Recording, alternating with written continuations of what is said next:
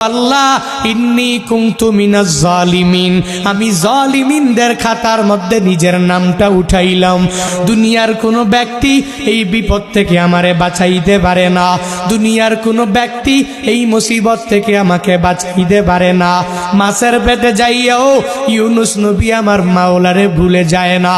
ইউনুস নবী যখন আল্লাহকে জানাইয়া দেয়, আল্লাহ লা ইলাহা ইল্লা আনতা, ও দয়ার মালিক তুমি ছাড়া কোনো ইলা নাই, তুমি ছাড়া কোনো মাবুদ নাই, তুমি ছাড়া কোনো মাসুদ নাই, তুমি ছাড়া ইবাদত পাওয়ার যোগ্য দুনিয়াতে কেউ নাই।